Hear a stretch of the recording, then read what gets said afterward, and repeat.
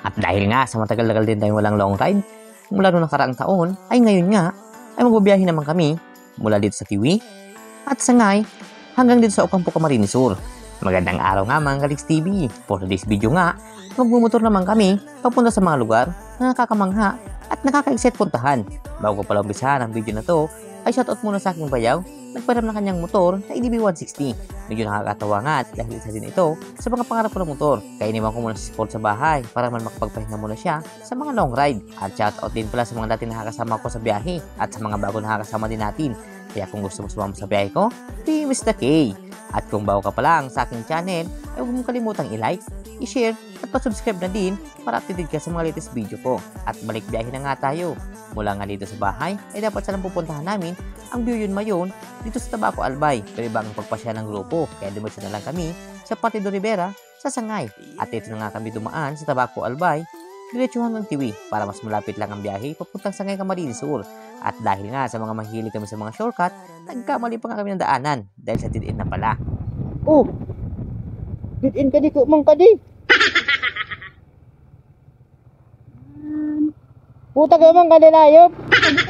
Wala sa nagyanta. Puta ka mang ka di sa agyang pamalinaw. Ay batiwi.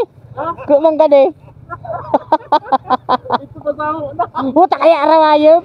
Parang pala ka? Parang pala kita ko nag-leading. Hindi butak ka. Mali pala ang napasok namin ng daanan.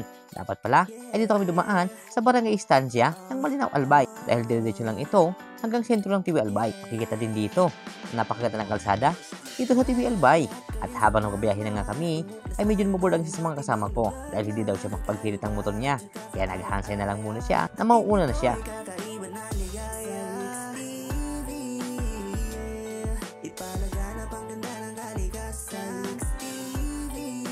At nang marating na nga namin ang sentro ng Tiwi, ay nag-stop over muna kami dahil bibili daw muna sila ng mababaw ng kakainin. At pagkatapos nga namin bumili ay dumitso na din kami. At habang tinatahan nga namin ang daanan papuntang Sangay, ay huminto muna kami.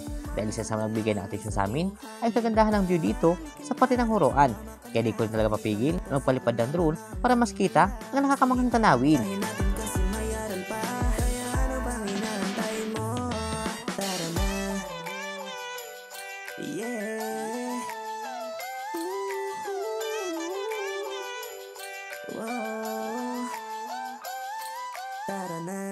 At makalipas nga niyan ay nagpatuloy na nga kami sa aming pupuntahan at nakakagulat nga dahil sa may mga naglandslide din dito. Kaya kalahating kalsada lang nadadaanan. Halos napakahaba din ang binagsakan ng lupa dito kaya medyo hassle at nakakatakot din sa mga dumadaang sasakyan dito.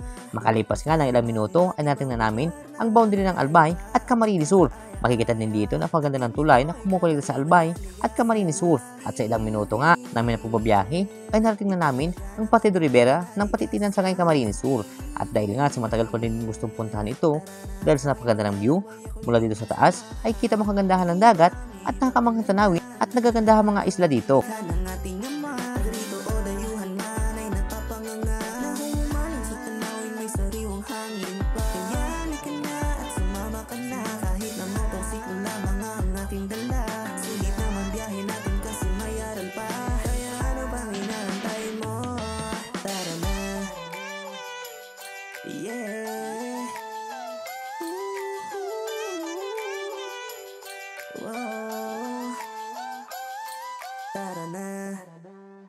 Dito din kami nananghalian dahil sabi mo nagtitinda din dito at 10 piso lang pala ang bayad sa parking. Mga bandang alas 12 nga ng tanghali ay nagbiyahe naman kami papuntang Ocampo, Camarines Sur dahil sabi ng mga kasama ko ay puntahan din namin ang Deer Farm dahil dito naman din daw kami sa Camsur ay sulitin daw ang joyride.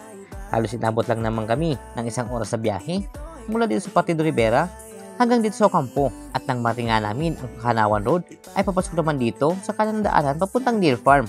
At dahil nga sa na-enjoy namin ang pagmumotor dahil sa pakyat ito at sa napagandang daanan, din namin namalayan na nakalagpas na pala kami.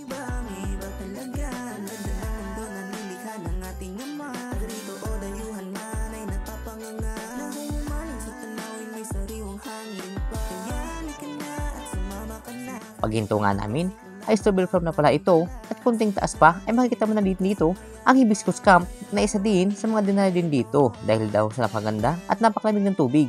After nga niyan ay bumalik na kami sa baba dahil sa Deer Farm lang naman ang ruta namin.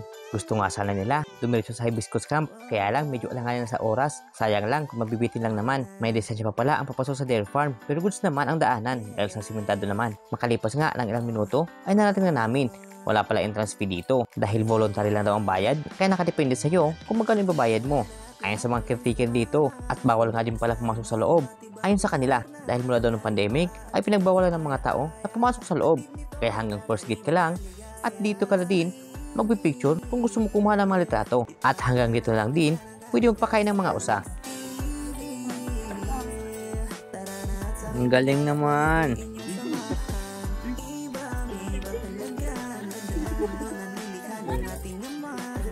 Ha? Ano man kang Baka makaliwa. Ito ko lang.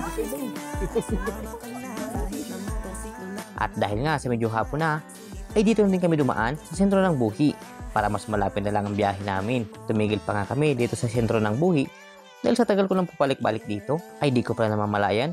Napaganda din pala ng simbahan dito. Hanggang dito na lang mga Kalix TV ang video na to. At kung nagustuhan mo ang video na to, pa-like at pa-share na din. At huwag mong kalimutang i-follow ang Facebook page at YouTube channel ko para updated ka sa mga bagong upload ko. Hanggang sa muli!